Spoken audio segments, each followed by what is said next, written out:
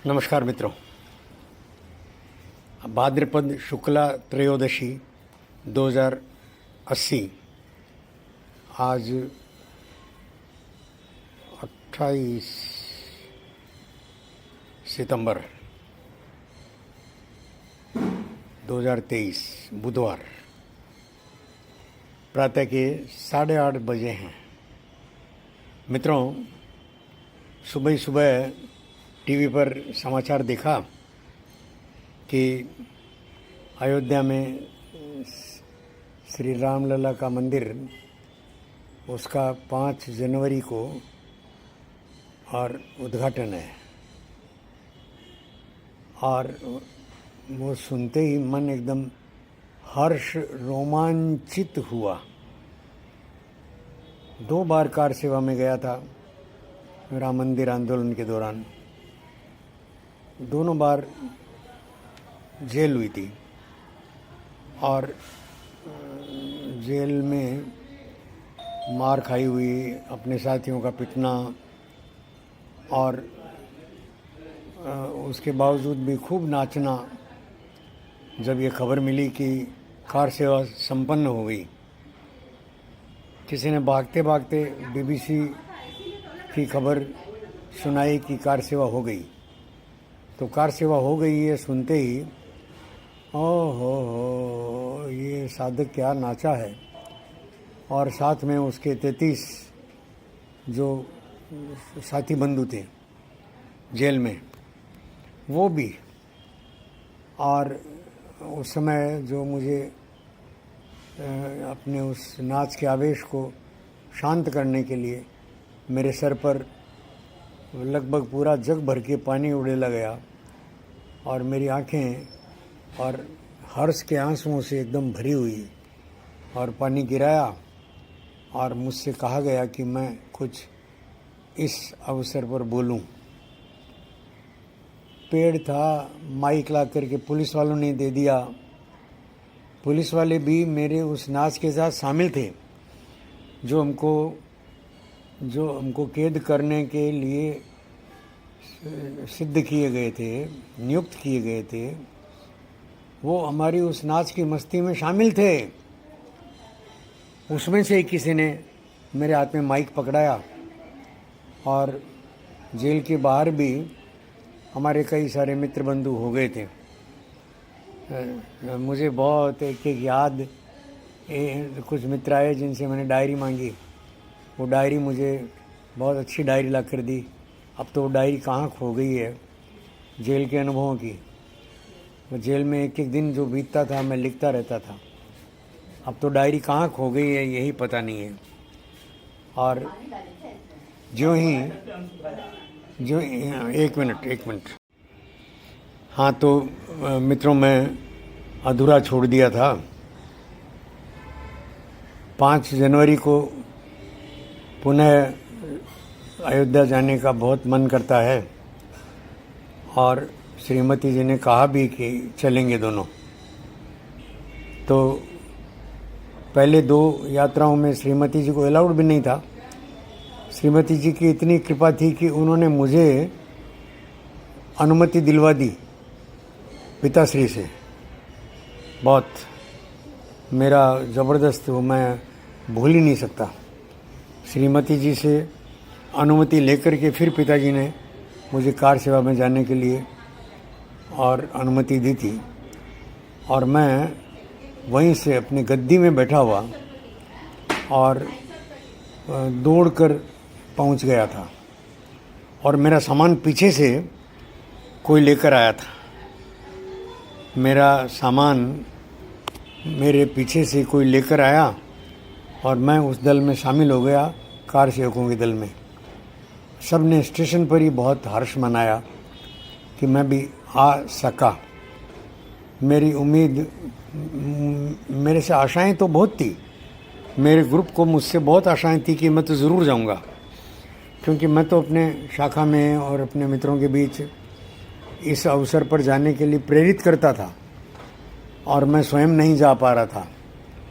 तो इस बात का रंजोगम और था उनको, और मुझे देखते ही हर्षित हो गए। सामान मेरा पीछे से आया 5 तारीख को वहाँ पर उद्घाटन है, रामलला स्थापित हुए, मंदिर भव्य बना है, भव्य मंदिर बना है। ओहो हो, भव्य मंदिर बना है। उन कारीगरों को धन्य है, वे सारे कारीगर जो श्री रामलला का मंदिर बनाने में जिनका सहयोग लगा है, जिन्होंने पत्थर और गढ़े हैं। और पहली बार तो हाँ, वहाँ से मैं जब निकला था तो निशानी के रूप में कुछ लाया था, मिट्टी लाया था, क्या लाया था, ईंटें तो हमने वहाँ भेजी थी पहले। ईंट पूजा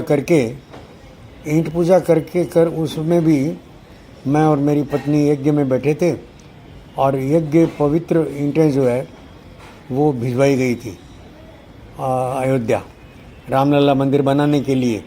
सारे देश भर से गई थी, हमने भी यहाँ से भेजी थी और गली गली घूमकर उन ऊँटों को सर पर रख करके फिर उनका पूजन करवा करके और हमने भिजवाया था।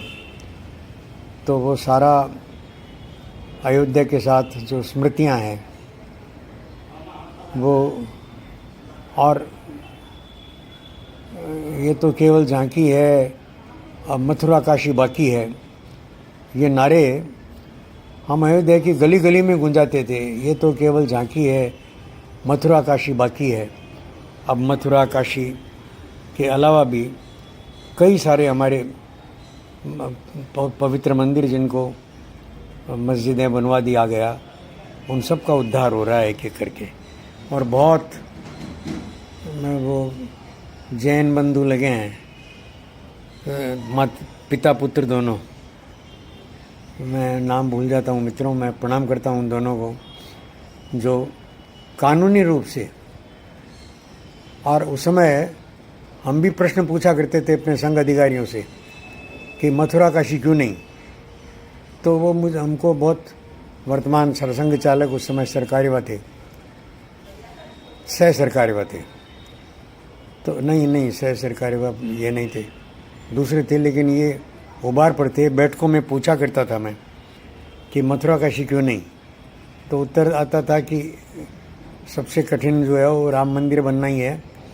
राम मंदिर बन गया तो मथुरा काशी तो अपने आप चले आएंगे, मथुरा काशी तो अपने आप चले आएंगे, क्योंकि वहाँ तो पक्के सबूत पड़े हैं।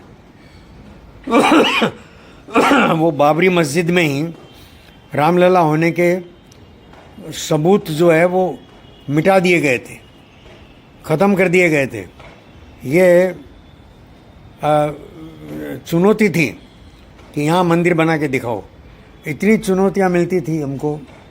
और उस समय हर चुनौती में और एक मन में उत्साह जगता था, कितना पैदल चल कर के और थकान नहीं आती थी। मैं समझता हूँ 100 किलोमीटर से ज़्यादा तो मैं अपने दल के साथ पैदल चला हूँ। वो सारे दृश्य अभी 5 तारीख को रामलला का वो प्रतिष्ठापना है, मित्र मोदी जी जाएंगे और भी मेरे कई मित्र जो उस समय के ज़िंदा हैं वो जाएंगे। बागचंद जी मेरे मित्र हैं लेकिन बिस्तर पर हैं, मुझसे ज़्यादा बीमार, उनको भी फ़ोन करके बधाई दूंगा कि भैया हमने साथ साथ जो तपस्या की वो तपस्या हमारी सफल हुई। प्रताप दा अभी भारतीय जनता पार्टी में है, प्रताप दा का नंबर भी ढूंढ करके उनको भी बधाई देने का मन है, क्योंकि उन्होंने उस समय बहुत साथ दिया था। प्रताप दा में एक सहज नेतृत्व था, उन्होंने वो सहज नेतृत्व की माला मेरे गले में डाल दी थी और जेल के पूरे पीरियड में, और मुझे आगे करके रखा गया था। बाद में उसके कई कारण बने कि भाई मैं भाषण अच्छा देता हूँ, वहीं पर सारे प्रकट हुए कि मैं अच्छा संगठक हूँ। समस्याएं आती थी कार सेवकों के बीच आपस में, परस्पर झगड़े की बड़ी समस्याएं आती थी, क्योंकि अलग अलग स्थानों से थे हम, कोई यूपी से था, कोई महाराष्ट्र से था, कोई बिहार से था, हम लोग बंगाल से थे, तो उस कारण से तो हर झगड़े को जब मैं जाकर खड़ा होता था तो झगड़े के दोनों पक्ष जो हैं वो स्तब्ध खड़े रह करके इंतज़ार करते थे कि अब भाई साहब किसको सज़ा देंगे, किसको दंड देंगे और किसकी पीठ थपथपाएंगे। ये सब औपचारिकताएँ थी, लेकिन मुझे मित्रों बहुत हर्ष के साथ याद आता है कि किस प्रकार से हमने साथ में जेल के दिन गुजारे, समस्याओं को निपटाया। समस्याएं क्या थी भाई, खाना परोसने का काम जो है वो यही क्यों करेंगे, ये करते हैं तो अपने को देते रहते हैं। तो उसकी व्यवस्था कर दी कि भाई अब से खाना परोसने का काम ये करेंगे। और मेरे पास अतिरिक्त वो जो अच्छी चीज़ें होती थी, मक्खन और वो सब, वो कार सेवक खुद ला करके धर देते थे और मैं उनको बांटा करता था। मित्रों, मैं अपने जेल में ही उनको बांटा करता था और उनको ही बांटा करता था जिन्होंने ला कर रखी है। तो अनायास यश प्राप्त किया। मेरा तो कुछ है नहीं, जो कुछ है सो तोर, तेरा तुझको सौंपते क्या जाता है मोर। ये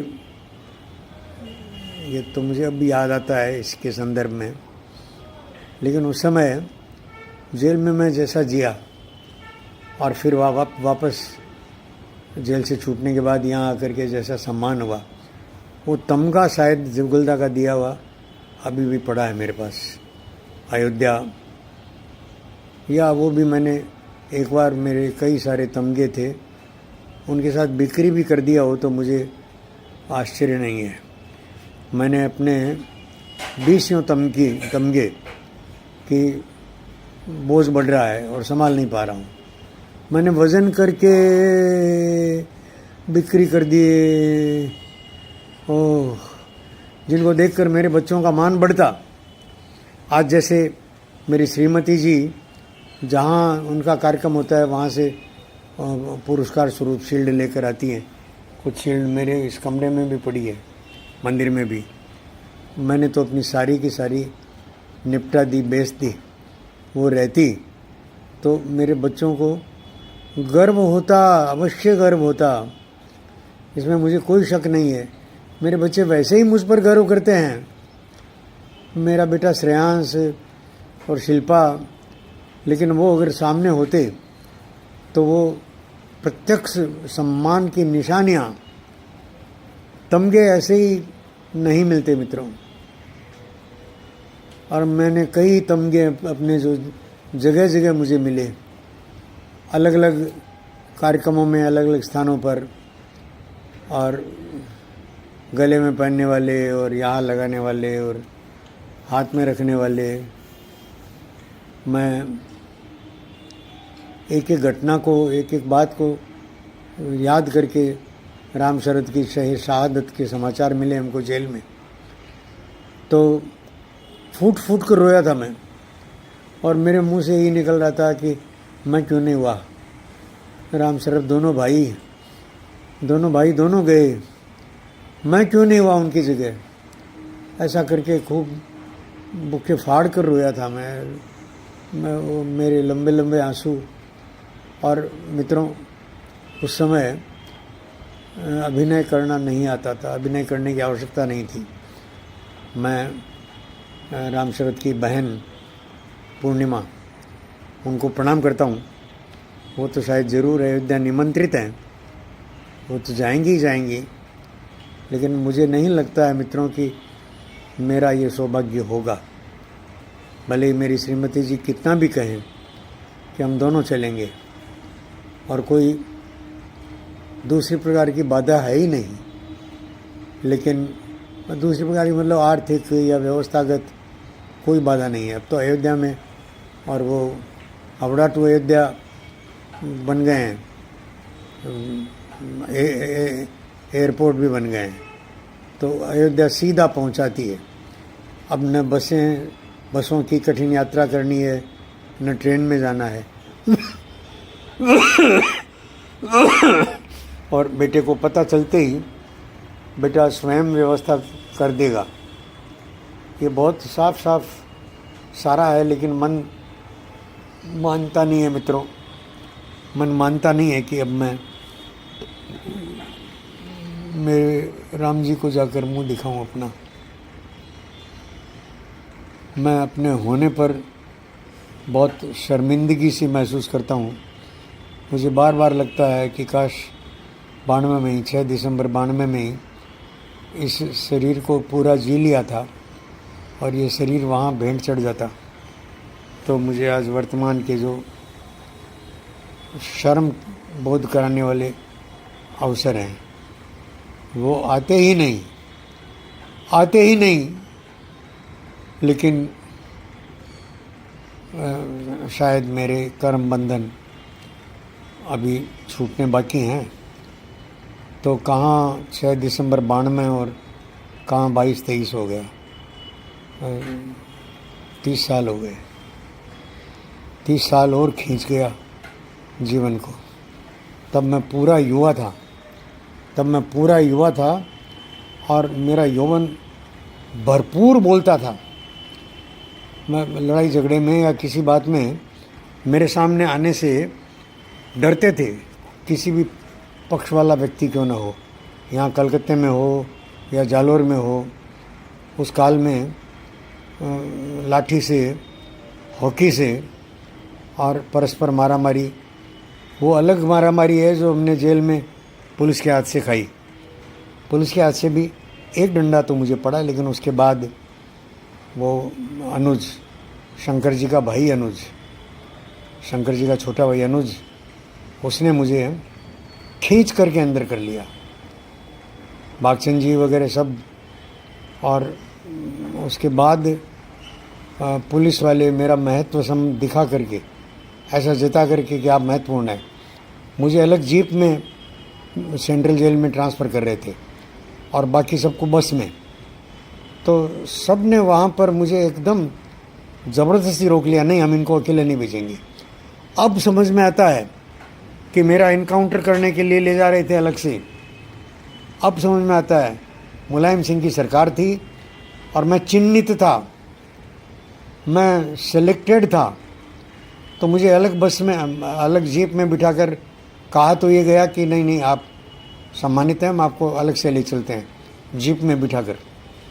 तो मैं मूर्ख उस समय ये समझा ही नहीं कि वो मेरा इनकाउंटर करने के लिए ले जा रहे हैं।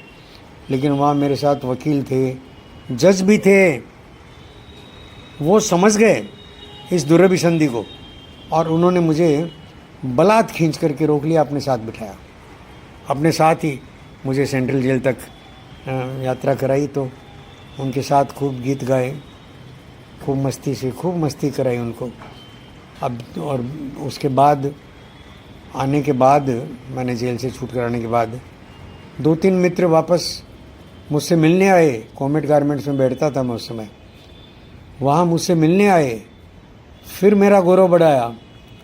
यहाँ आकर के कलकत्ता में कई मित्रों ने मेरे अनुभव सुने, मेरा गौरव बढ़ाया।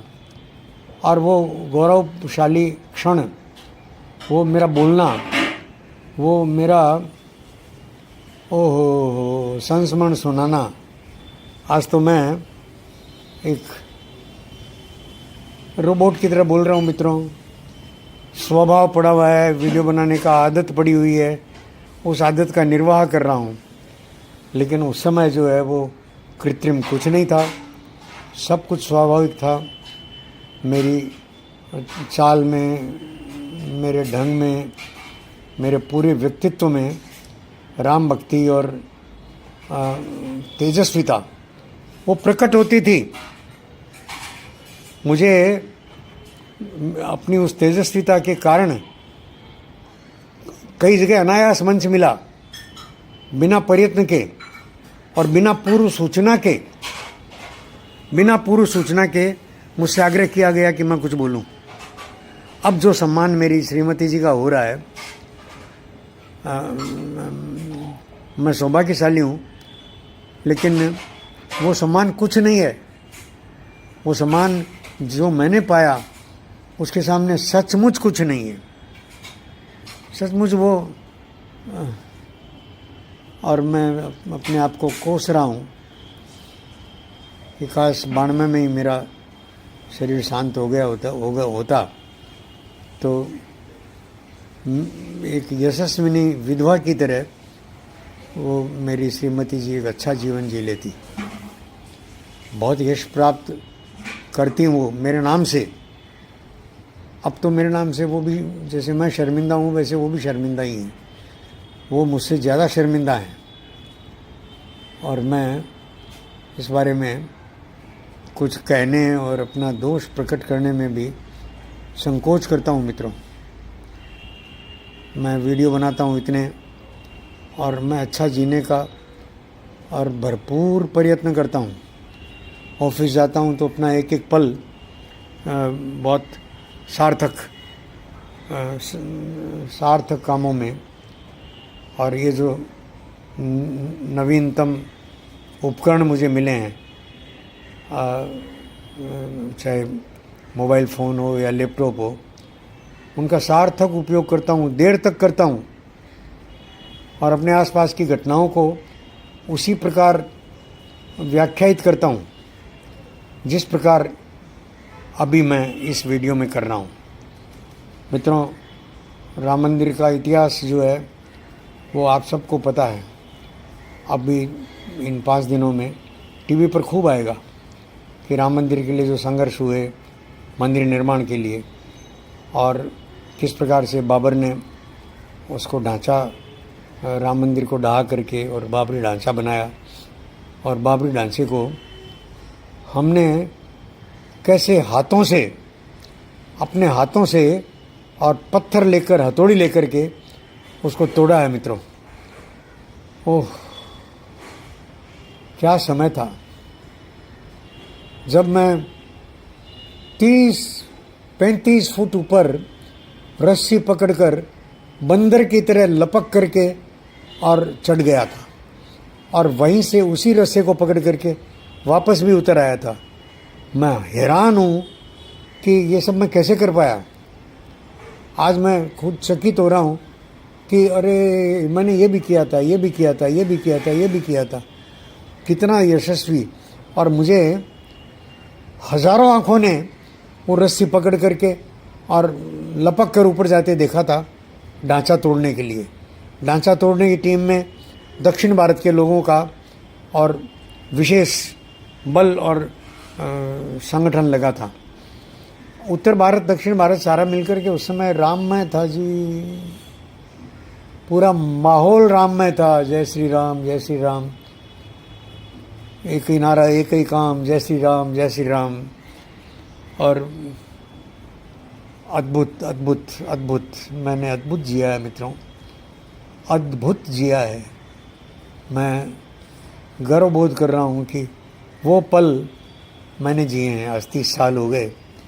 30 साल बाद 5 जनवरी को फिर, वो दिसंबर थी, 26 दिसंबर, ये 5 जनवरी है। कितना 26 दिसंबर से 5 जनवरी, 10-12 दिन का फ़र्क, लेकिन 30 साल का फ़र्क। भव्य राम मंदिर का निर्माण हुआ। काशी, अयोध्या, मथुरा, काशी, मथुरा, ये सब मंदिर के नाते स्वीकृत हो गए।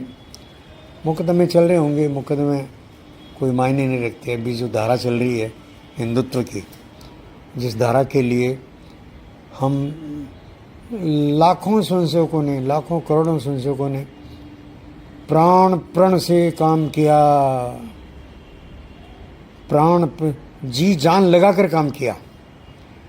वो शुभ दिन, हम वो शुभ दिन, शुभ घड़ी, वो सारी शुभ घटनाएं हमारे आसपास है मित्रों। और मैं आपके साथ ये घटनाएं बांटकर बहुत हर्षित हूँ, कृतज्ञ हूँ आपका कि आपने सुना। भविष्य जो है उसके बारे में मैं हर बार कहता ही हूँ कि हमारा भविष्य आने वाले 80-100 वर्षों तक तो गौरवशाली, पूरे विश्व में हमारे राम, कृष्ण, शिव और ये सब पूजित होने वाले हैं, और इनके माध्यम से भारत माता जगत गुरु के पद पर सहज विराजमान हैं, रहेगी, सहज विराजमान हैं और रहेगी। आने वाले 80-100 वर्षों तक तो ये निश्चित है। उसके आगे का मुझे दिखता नहीं है मित्रों। मैं उतना ही कहता हूँ जो मुझे दिखता है। प्रणाम करता हूँ।